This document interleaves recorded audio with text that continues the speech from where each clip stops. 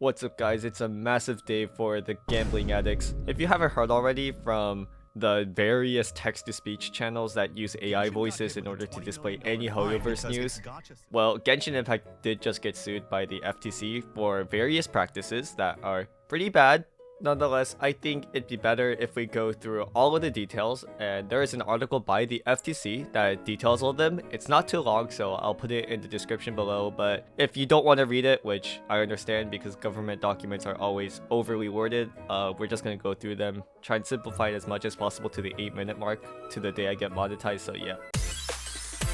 Alright, so from the very first sentence, we get a pretty summed up version of what the entire article is going to talk about. So what it says here is that Genshin Impact, or Hoyoverse, MiHoYo, whatever you want to call it, is agreeing to pay $20 million to block children under 16 from making in-game purchases without parental consent. So I think this is a good change, but I don't think it's the crux of the main problem here, if that makes sense. Because, well, I am also quite into Genshin Impact as of late. And one thing that a lot of children do is, well, they use their family iPad or family computer to play Genshin Impact. And, well, it's a family computer, meaning that the parental, all the parents' information is already in there. So if you're playing Genshin Impact, you would, therefore, maybe use your parents' information because, well, you literally did that to lie about your age to create, I don't know, like a Gmail account or something. So I don't think this is going to be enforced all too well. I feel like it's going to be a band-aid to the gaping wound that has already been set in place by how easy it is to lie about your information or to just use your parents' account and to bypass all these restrictions anyways. I mean, I did it and I was like 11 years old. It's not hard, bro. Alright, and then the next point that they talk about is how Genshin Impact deceives children, teens, and other players into spending hundreds of dollars on prizes they stood little chance of winning. So yeah, I don't really agree with this point too much. I know later on it talks about how they may have inflated certain influencers' odds so that they get 5 stars more easier on sponsored streams, sponsored videos, or they just cut out all the primo gems or wishes that they wasted. I know a lot of content creators do this. They usually say it's to make it exciting, which I agree with. But on the downturn, let's say you lost the 50-50 after 80 pulls. Well, those 80 pulls before you lose the 50-50 are only going to take about 4-10 seconds of the entire video, while you getting that 5 stars is going to take a lot more of the video time. And I think that's something that the FTC does talk about later on, and how that could deceive a lot of people. Yo, what's up? This is post-editing check-in here. So I don't think I really updated on this much, but the main example that the FTC used was Sniper Wolf. Well, of course, because she was sponsored to do Genshin streams or just a Genshin video, except that she's a fucking idiot and somehow she got Zhongli a 5-star through a 4-star wish, purple star, 12 pulls, mind you, so the max you can do is 10. And this isn't like Blue Archive where even if you don't get those purple effects, if it goes purple right at the end, you will get a 3-star. It's not like that. Genshin Gold is 5-star, purple is 4-star, no exception. So I don't know what she was doing or what the editors were doing, for that matter. Other than that, I think MiHoYo Genshin does have a good track record with telling you your odds and just how much you are losing. I can actually show it in game right now. Alright, so if we see here, this is the wishing screen for Genshin. It's also the source of all of my problems. So we're just going to look at details right here. If we just click details, we're going to see percentage of 5-star item drops, 50%. Percentage of 4-star item drops, 50%. So what this is saying here is that you have a 50% chance to get her if you get a 5-star. Admittedly, it can be a little bit deceiving, but like, if you do your first wish, you're obviously not going to get a 5-star or a 4-star.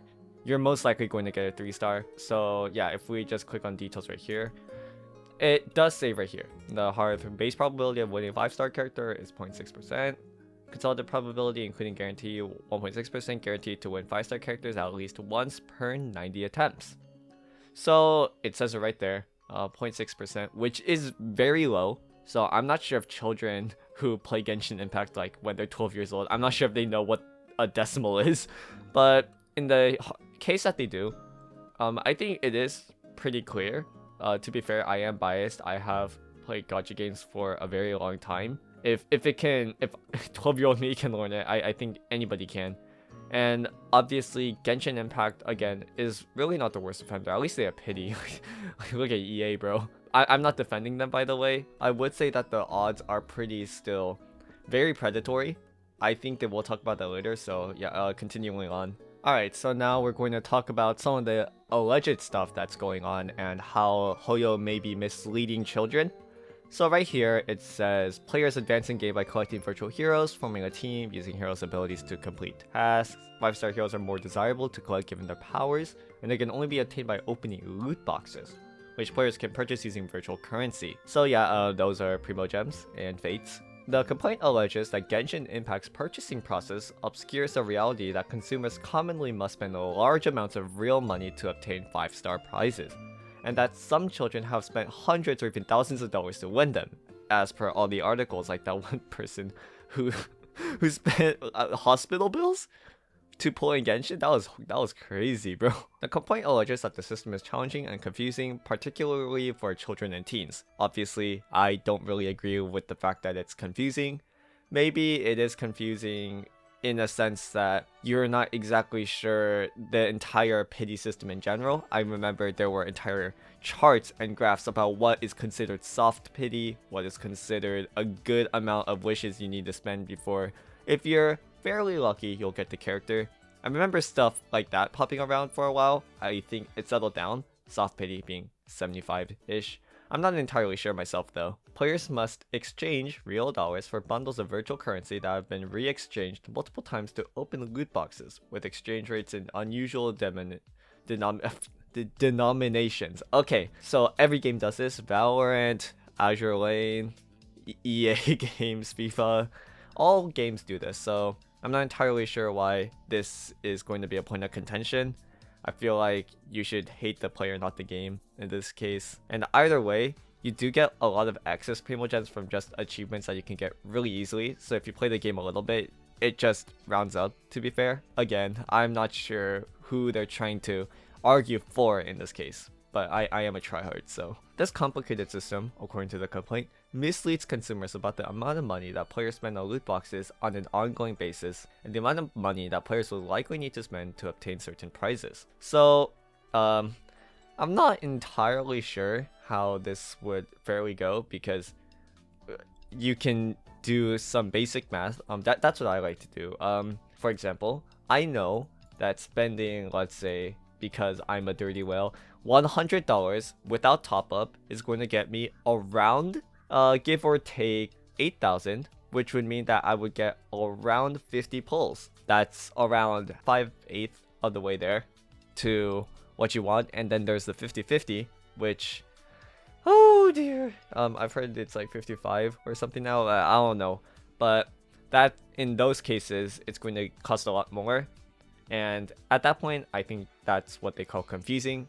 It's not too confusing as it is more dreadful to think about, in my opinion. But yeah, Hoyoverse drives consumer demand for Genshin Impact's loot boxes through several promotional channels inside and outside the game, which advertise that desirable prizes will only be available on a limited basis, according to the complaint.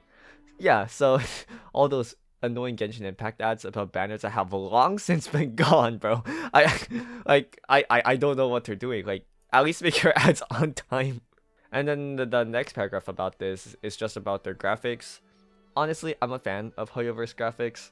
I think the reason I prefer playing Genshin over Wuthering Waves is the art style. The environment, I think, fits a lot more for characters that, like, I think the characters in Genshin Impact fit the environment style that they're in more than Wuwa. That's my personal opinion. You are free to disagree, but yeah, I think that is the main reason why I prefer to explore the world of Genshin and not explore the world of Wuwa. I mean, I still do like Wuwa, the combat is really good, but exploration, if that is a big part of your game, I think your characters should feel like they are part of the world. And I never really got as strong as a feeling in Wuwa as I have for Genshin Impact, even since Mondstadt. So I think now is also a good time to mention when they talk about art style, they also mean their advertisements, which we talked about, like the Cute Squad, which was basically the collection of Klee, Chi-Chi, Diona. I know there's a lot of other child lolly characters now, but it was those three. And yeah, that would appeal to children. I think I'm not sure. Maybe in China and C it does the exact opposite, but I can see how Klee, Chi-Chi, and Diona could attract other children into playing the game. So I can get that fairly well. Alright, and now we're going into the thing that almost allegedly killed YouTube, which is COPPA.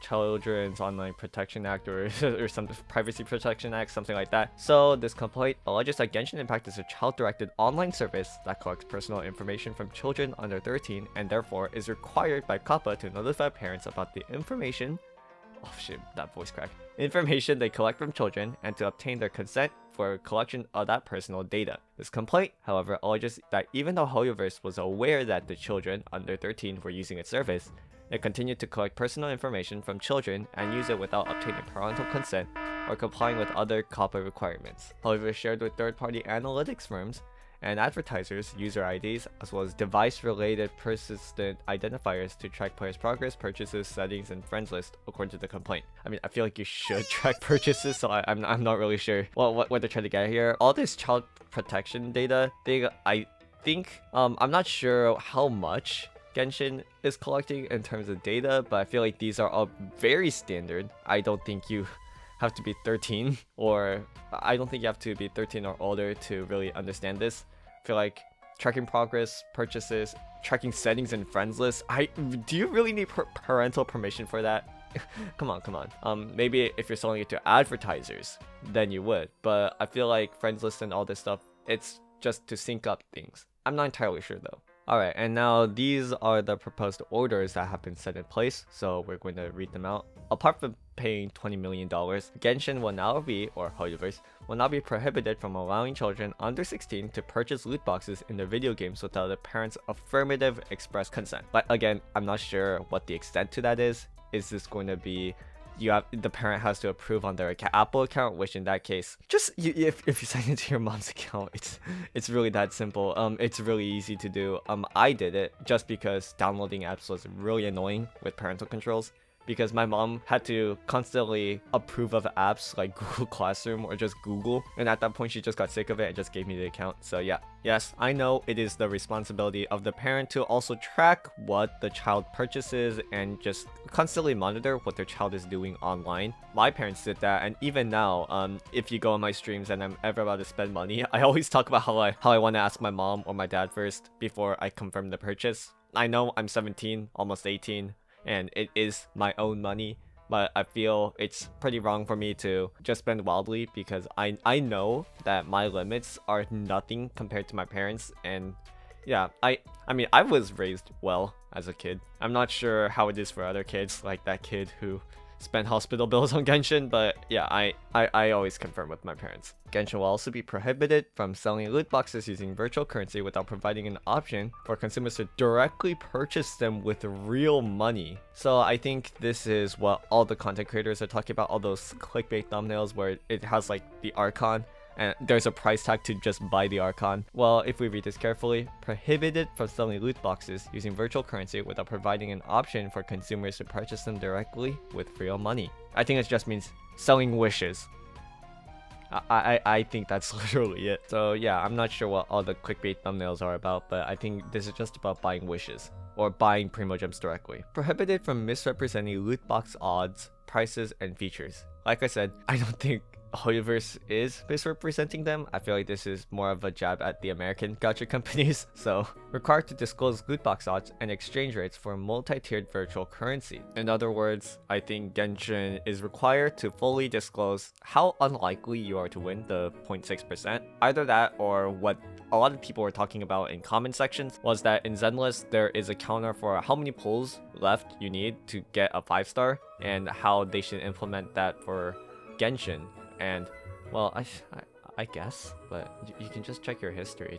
Required to delete any personal information previously collected from children under 13 unless they obtain parental consent to retain such data. I hope this isn't about friends lists or anything of that sort, because that would be pretty annoying to deal with. Required to comply with COPPA, including its notice and consent requirements. Yeah, okay, buddy. All right.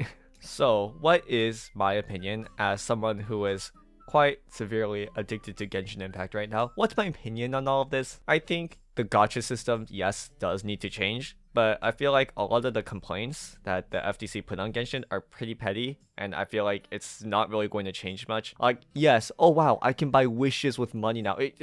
What else are you doing with Primo Gems? Like, be honest here. What else are you doing with Genesis Crystals? You're just converting it all to Primo Gems and then wishing. I feel like if you're having 100 Primo Gems left over, that is like one world quest. Or like 12 chests. I don't think it's going to impact Genshin that much. And all the clickbait thumbnails where it has like the Archon or a character with a price tag, I don't think that's going to happen. I feel like if the FTC is doing this much for Genshin Impact, I feel like all the other companies like EA that are doing much worse practices with FIFA and other games, all of the allegations here aren't too severe. The $20 million fine, come on, bro, it's 20 million.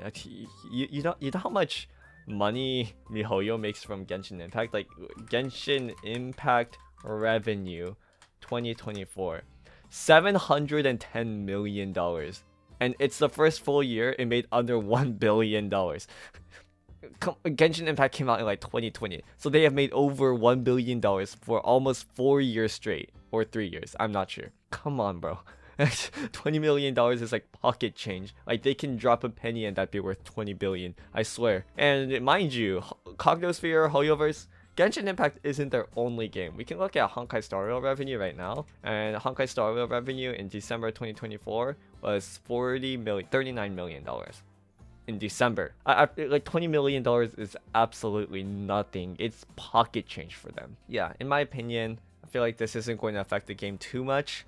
I feel like the FTC is just starting to crack down on online gambling, on gacha systems in general, but I hope I get compensation for this. 1,600 Primo Gems, please. Anyways, yeah, I should probably grind the game again. I kind of want Arlecchino or Saiwanen if she ever comes out, or Skirk. Please donate Primo Gems. I don't know.